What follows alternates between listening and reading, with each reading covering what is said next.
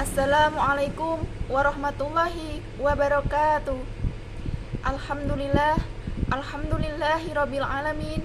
Wassalatu wassalamu ala asrofil anbiya'i wal mursalin wa ala alihi wa sahbihi ajmain, amma ba'du. Hadirin yang terhormat, pertama-tama marilah kita panjatkan puja dan puji syukur kehadirat Allah Subhanahu wa taala yang telah melimpahkan segala rahmat serta hidayahnya kepada kita semua, sehingga kita dapat berkumpul pada pagi yang cerah ini dengan keadaan sehat walafiat tanpa ada halangan suatu apapun. Tak lupa sholawat serta salam kita curahkan kepada Nabi junjungan kita, Nabi Muhammad Sallallahu Alaihi Wasallam, yang kita tunggu-tunggu syafaatnya di yaumul akhir nanti. Amin, Allahumma amin.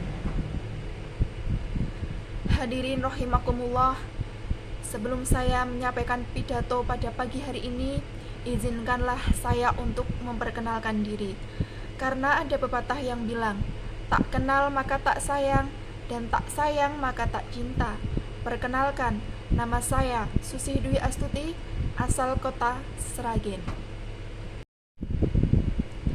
Hadirin rahimakumullah, pada kesempatan yang berbahagia ini, izinkanlah saya untuk menyampaikan pidato yang berjudul mensyukuri nikmat Allah Subhanahu wa taala. Berbicara tentang nikmat Allah, ada dua perkara yang harus kita ketahui sebagai hamba Allah Subhanahu wa taala. Yang pertama, siapa yang memberikan nikmat? Pastinya adalah Allah Subhanahu wa taala. Allah lah yang berkuasa untuk mengurangi, mencabut, dan menambahkan segala sesuatu yang ada pada diri manusia. Jika Allah berkehendak untuk menambahkan nikmat pada diri manusia, maka tidak ada seorang pun yang mampu untuk menolaknya. Begitu juga sebaliknya, jika Allah berkehendak untuk mengurangi dan mencabut segala nikmat yang ada pada diri manusia, tidak ada seorang pun yang mampu untuk mempertahankannya. Mengapa demikian? Karena iradatullah fauqaha iradah, kehendak Allah di atas segala kehendak. Man proposes, God diproses. Manusia hanya bisa berencana, tetapi Allah yang menentukan semuanya. Yang kedua adalah sikap orang yang menerima nikmat dari Allah. Sikap manusia saat menerima nikmat dari Allah Subhanahu wa taala tidaklah sama. Ada manusia yang telah diberi nikmat oleh Allah Subhanahu wa taala, tetapi dia tidak ingat siapa yang memberi nikmat tersebut. Dia tidak sadar bahwa semua harta yang dimilikinya itu adalah kepunyaan Allah dan pemberian dari Allah Subhanahu wa taala. Dia hanya mementingkan dunia dan menghiraukan akhirat. Ada juga manusia yang setelah diberi nikmat oleh Allah Subhanahu wa taala, walaupun itu hanya sedikit, tetapi dia ingat yang memberikan itu adalah Allah Subhanahu wa taala. Dia selalu mengucap rasa syukur alhamdulillah kepada Allah Subhanahu wa taala. Nah, orang yang seperti ini yang selalu mengucap syukur akan diberi tambahan nikmat oleh Allah Subhanahu wa taala. Sebagaimana firman Allah dalam Quran surat Ibrahim ayat 7. Wa ita'adanna rabbukum la in syakartum la azidannakum wa la in kafartum inna adzabi lasyadid. Yang artinya, dan ingatlah ketika Tuhanmu memaklumkan, sesungguhnya jika kamu bersyukur, niscaya aku akan menambah nikmat kepadamu. Tetapi jika kamu mengingkari nikmatku, maka pasti azabku sangatlah berat. Kita tidak bisa menghitung, mengira berapa banyak nikmat yang telah Allah berikan kepada kita. Mulai dari nikmat iman, nikmat sehat, nikmat kita bisa berpikir, dan masih banyak lagi nikmat yang Allah berikan kepada kita semua yang kita tidak bisa hitung satu persatu. Misalnya, kita bangun tidur, kita bisa melihat dengan baik, bisa berbicara dengan baik, bisa mendengar dengan baik, dan bisa menghirup dengan baik. Itu adalah salah satu nikmat dari Allah Subhanahu wa taala yang wajib kita syukuri.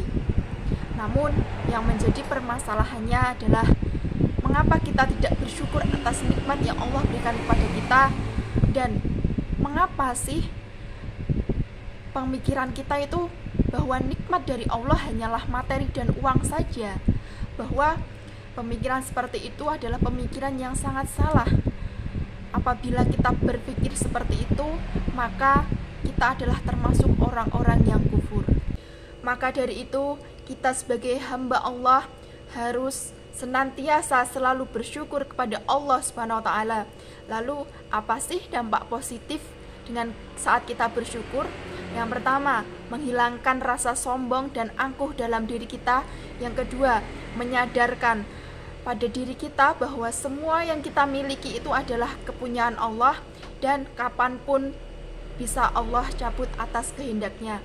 Yang ketiga adalah bisa menyadarkan bahwa orang lain tak seberuntung kita. Janganlah kamu memandang ke atas, tetapi cobalah kamu memandang ke bawah, karena dengan itu kita bisa belajar dan bisa sadar bahwa apa yang kita miliki itu belum tentu bisa dimiliki oleh orang itu. Yang keempat adalah membuat hidup kita lebih bahagia. Karena apa? Karena kita saat bersyukur, hidup kita akan merasa cukup dengan apa yang kita punya. Jadi hidup kita akan lebih tenang, tentram, dan damai, kemudian bahagia. Dari penjelasan saya tadi bisa ditarik kesimpulan.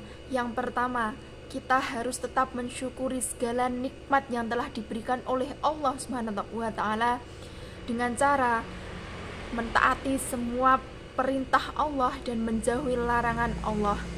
Yang kedua, penjelasan dari Quran surat Ibrahim ayat 7 tadi, bahwa manusia akan ditambah nikmatnya jika dia mensyukuri nikmat Allah, dan begitu juga sebaliknya manusia akan mendapatkan azab dari Allah jika dia tidak mensyukuri nikmat yang telah diberikan oleh Allah Subhanahu wa taala. Hadirin rahimakumullah, demikianlah pidato yang dapat saya sampaikan pada pagi hari ini. Jalan-jalan ke Pulau Bintan, tidak lupa membeli topi. Mohon maaf atas kekhilafan, lain waktu kita berjumpa lagi. Billahi taufiq wal hidayah. Wassalamualaikum warahmatullahi wabarakatuh.